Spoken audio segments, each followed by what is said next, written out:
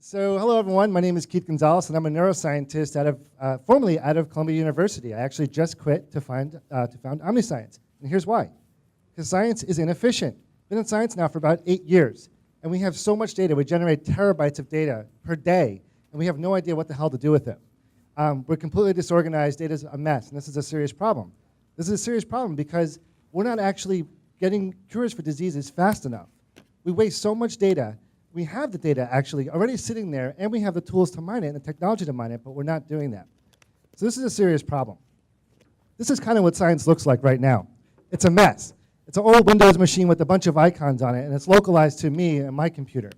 This is what science is going to look like down the road with Omniscience. All centralized, all open, and a cloud-based system, so that all the files, all of my research information is on the cloud, and if I want to add a collaborator on it, I just tag them in. Now they have access to everything I've done, all the pictures, all the data, all the science that I've generated. The cool thing about this, actually you can think of this like Asana, but for science. But what's interesting about this is that we've tagged and categorized the data.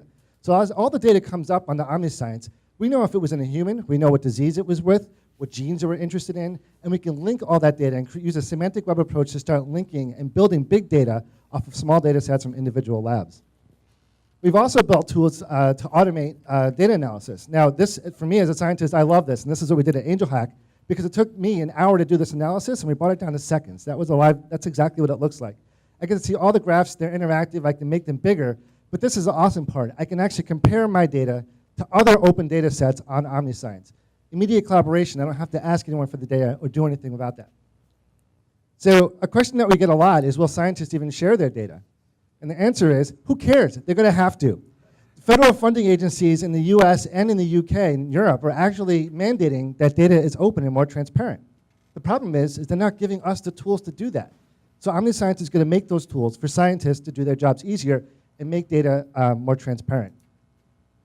So the market size, we're not actually looking at the academics for the market size. We're going to want to tap into this $100 billion market of aggregated research data. So we're going to sell organized data and mining tools to for-profit research. And we're actually talking to Pfizer, Regeneron, and a couple other groups right now.